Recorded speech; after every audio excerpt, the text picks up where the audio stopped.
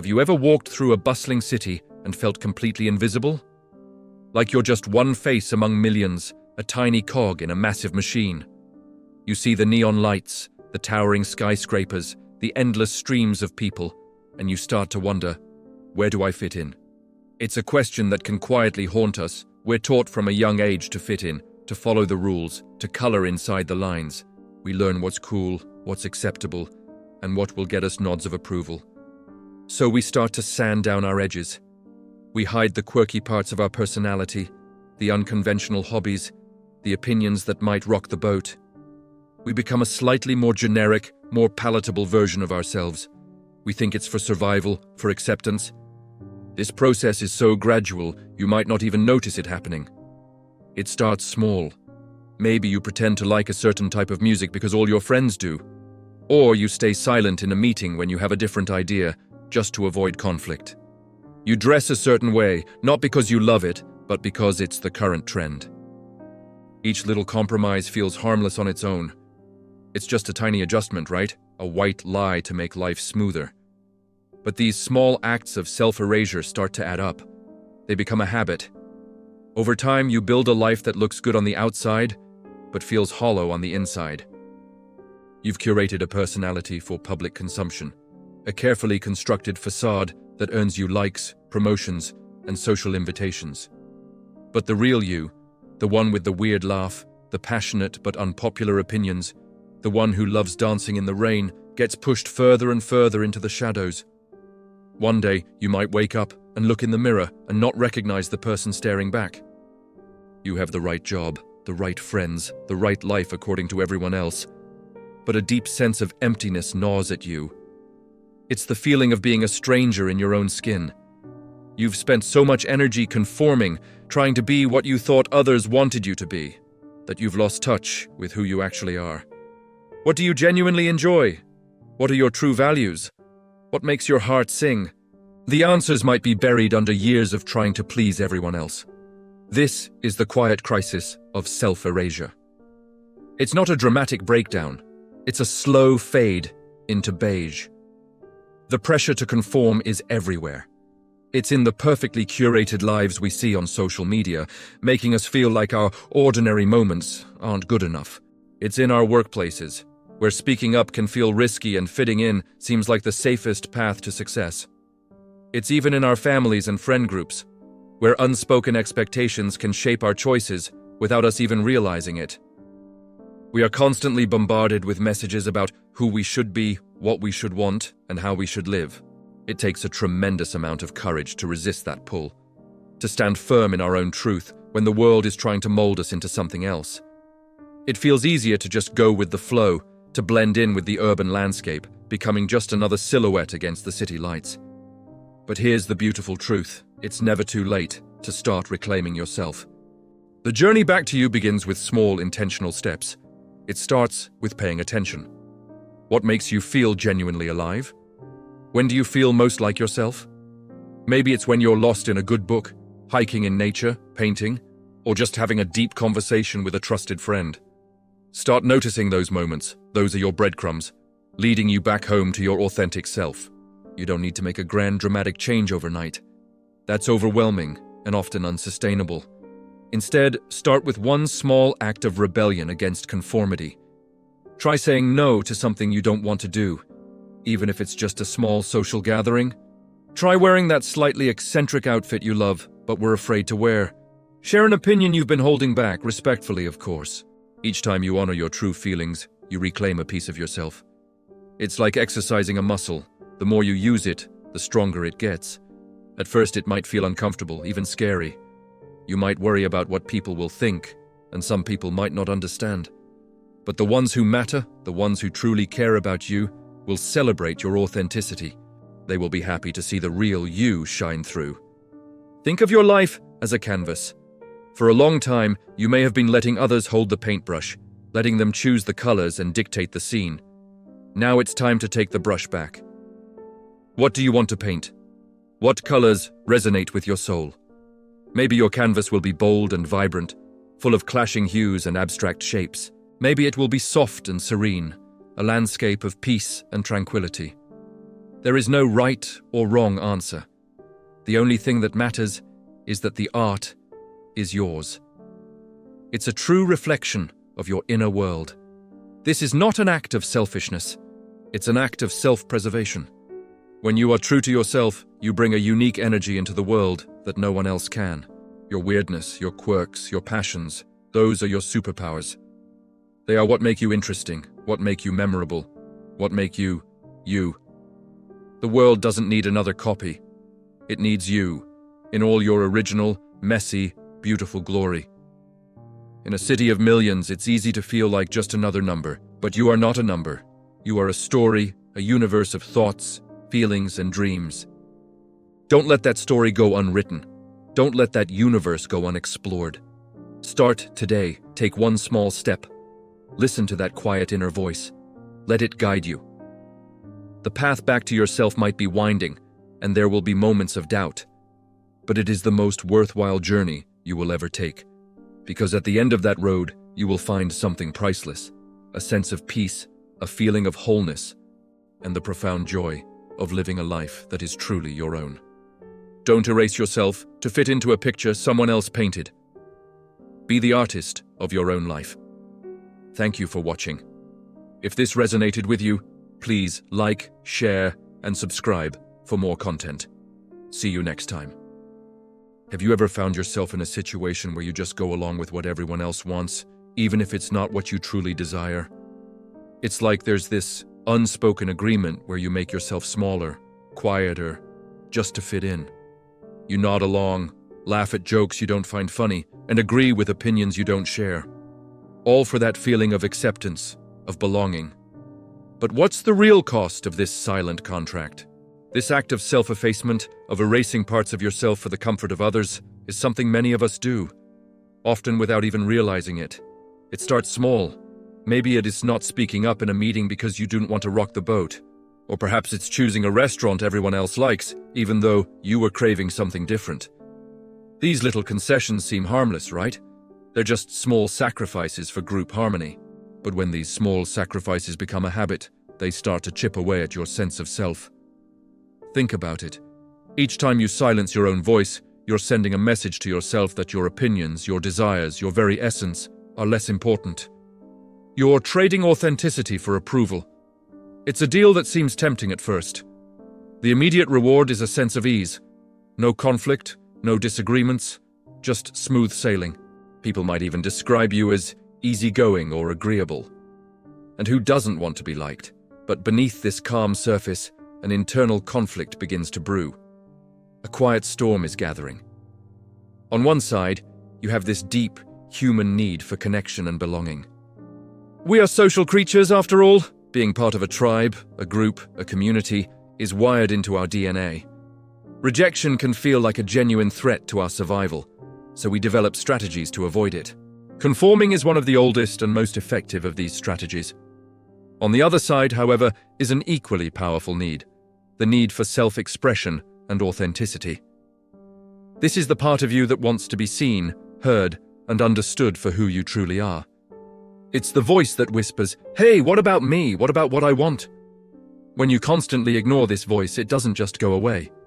It gets louder. It manifests as a nagging feeling of discontent, a sense of being a fraud in your own life. This internal tug-of-war is exhausting. You live with a constant, low-level anxiety. You become a master of reading the room, not to connect genuinely, but to figure out which version of yourself you need to be. You're a chameleon, changing colors to blend into the background, hoping no one notices that you're not really part of the scenery. The energy it takes to maintain this facade is immense. It drains your creativity, your passion, and your joy. Over time, you might even forget what your true colors are. You've spent so long agreeing with others that you lose touch with your own preferences. Someone asks you a simple question like, "What movie do you want to watch?" And you freeze. You genuinely don't know. Your decision-making muscle has atrophied from lack of use. Your inner compass, the one that points toward your own personal, true north, is spinning wildly. This is the real tragedy of self-effacement. It's not just about giving up your choice of a movie, it's about giving up your choice of a life. You end up living a life curated by committee, a life that reflects the desires and expectations of everyone but yourself. You look around and realize that the people you've worked so hard to please don't really know you at all. They know the character you play, the agreeable, easygoing persona. But the real you, the one with unique thoughts, quirky tastes, and strong convictions, that person is a stranger, even to yourself. The irony is that the acceptance you craved so desperately feels hollow. How can it be fulfilling to be accepted for someone you're not? It's like getting a standing ovation for a performance where you were just lip-syncing. The applause isn't for you. And that can be an incredibly lonely feeling, being surrounded by people, but feeling completely unseen. So, what's the way out of this cycle? It starts with a small, courageous act, listening to that quiet voice inside you. It's about creating moments of stillness in your day to check in with yourself. Before you automatically agree to something, pause, take a breath, ask yourself, what do I actually want? What do I think? How do I feel about this? This isn't a call for rebellion or to become disagreeable for the sake of it. It's about finding a balance. It's about learning to express your own needs and opinions respectfully, even if they differ from the group's. The first few times you do this, it will feel terrifying. Your heart might pound, your palms might sweat. You'll be braced for the rejection you've spent your whole life trying to avoid. And you know what? Sometimes people might not like it. Some might be taken aback by this new, more assertive you. The dynamics of your relationships might shift. But here's the beautiful truth. The people who genuinely care about you will respect you for it. They want to know the real you. They will appreciate your honesty and your authenticity. And the relationships that are built on this foundation of mutual respect are infinitely more rewarding than those built on the shaky ground of pretense. You'll also discover something amazing about yourself. You'll find that your opinions have value, your desires are valid, your voice deserves to be heard. Each time you honor your true self, you rebuild that trust with yourself. You recalibrate your inner compass. Making decisions, big and small, becomes easier. You start to move through the world with a newfound confidence, not the loud, arrogant kind, but a quiet, solid sense of self-assurance. Breaking the silent agreement of self-effacement is a journey, not a destination. There will be days when you slip back into old habits. Be gentle with yourself. The goal isn't perfection, it's progress. It's about choosing authenticity, one small decision at a time. It's about reclaiming your space, your voice, and your life. Remember, true belonging doesn't come from erasing yourself. It comes from showing up as you are and finding the people who celebrate that. It's about having the courage to be imperfectly, wonderfully, and unapologetically you. The internal conflict subsides when you realize that the person you need to please the most is the one looking back at you in the mirror. So, the next time you feel that pull to just go along, to make yourself smaller, I want you to pause. Take a deep breath and ask yourself if the price of admission to that group is worth the cost to your soul. Your true self is waiting to be heard. Let it speak. Thanks so much for watching. If this resonated with you, let me know in the comments. I'd love to hear your thoughts and experiences. Don't forget to like and subscribe for more content about living a more authentic life. See you next time. Have you ever felt like you're playing a role? Like every morning you put on a costume, a mask, and you step onto the stage of your own life to perform the character of functional adult? You know the one. The person who has it all together, meets deadlines, smiles in meetings, and remembers to buy milk on the way home. But underneath that costume, something feels off. It's like a radio station slowly drifting out of tune. At first, you barely notice the static, but day by day it gets louder until the music you once loved is just a distorted noise. This isn't about one bad day or a stressful week. It's a slow, creeping fog that seeps into the corners of your mind. It's the slow loss of focus. Remember when you could sit down and just work or read a book for hours, completely lost in its world? Now your attention feels like a hummingbird, flitting from one thought to the next, never settling. You open a document, then a browser tab, then check your phone, then stare out the window, and suddenly an hour has passed, and the page is still blank. The world we live in is a fire hose of information, a non-stop carnival of notifications, headlines, and demands. Our brains weren't built for this. We're constantly switching contexts, from a work email to a family text to a breaking news alert. Each switch, no matter how small, comes with a cognitive cost. It's like trying to have 5 different conversations at once. You can do it, sure, but you're not really present in any of them. You're just managing. And that's the exhausting part, isn't it? The management. The sheer effort it takes to maintain that functional persona. It's a full-time job on top of your actual job. It's the energy you spend pretending to be engaged in a conversation when your mind is a whirlwind of 1,000 other things. It's the mental gymnastics of planning your day, your week, your life, just to feel a sliver of control, only to have it all derailed by one unexpected email or a forgotten appointment. This constant performance is draining. We're so afraid of letting the mask slip, of letting people see the static and the fog. We're terrified of being seen as unproductive, unreliable, or lazy. So we push harder. We drink more coffee. We stay up later, trying to catch up on the focus we lost during the day. We tell ourselves, just get through this week. But this week turns into this month, and then this year. We start to forget what it feels like to just be. To not be performing, to have a quiet mind. The cost of maintaining this persona is immense. It's not just about lost productivity. It's the loss of creativity, the loss of joy in the things we used to love.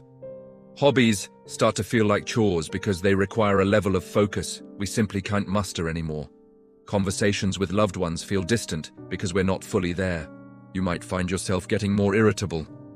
Small things set you off. You're snapping at your partner or feeling impatient with your kids. It's not because you're a bad person. It's because your cognitive resources are completely depleted. Your brain is running on fumes, and there's nothing left in the tank for patience or empathy. You're in survival mode, and the functional persona is taking every last drop of your energy. And then there's the guilt. The guilt of not being focused, the guilt of being tired, the guilt of feeling like you're failing, even when from the outside you look like you're succeeding. This cycle of effort, exhaustion, and guilt is a heavy burden to carry. And it can feel incredibly lonely. You look around and it seems like everyone else has it figured out. They seem so sharp, so on top of everything. But here's a secret. A lot of them are wearing a mask too. So what do? How do we stop the static from taking over completely? It starts with acknowledging the cost. It starts with giving ourselves permission to not be on all the time. The first step is honesty with yourself first and foremost. Admitting, I am struggling to focus. I am tired of performing. This isn't a sign of weakness. It's a profound act of self-awareness and strength. We need to reclaim our attention, and that means being intentional. It means creating pockets of silence in our noisy lives. This can look different for everyone. Maybe it's a 5-minute walk without your phone. Maybe it's dedicating the first 30 minutes of your day to something that requires deep focus before the world has a chance to interrupt you. Or maybe it's as simple as turning off notifications for an hour. These are not grand gestures, but small, defiant acts of reclaiming your mental space. Let's talk about monotasking.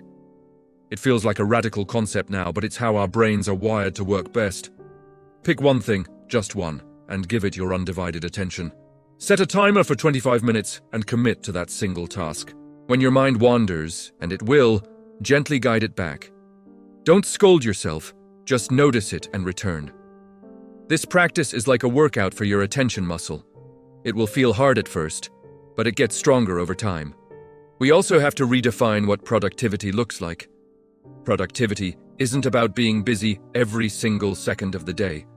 It's not about a color-coded calendar packed from dawn till dusk. True productivity includes rest. It includes boredom. It includes staring out the window and letting your mind wander freely without a goal or an objective.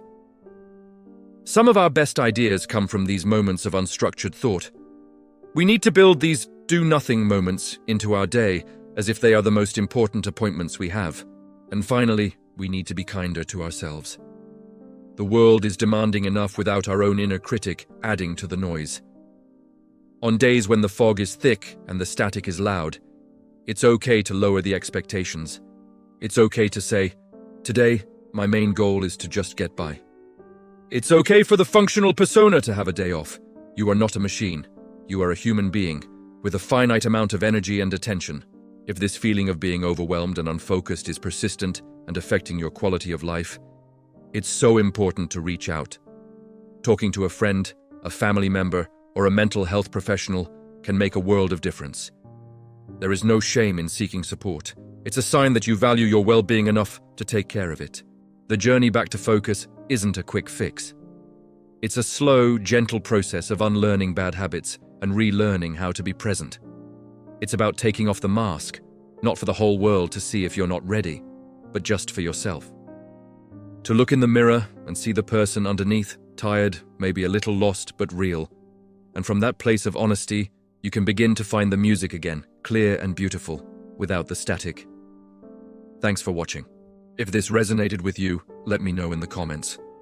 Take care of your mind, and I'll see you in the next one.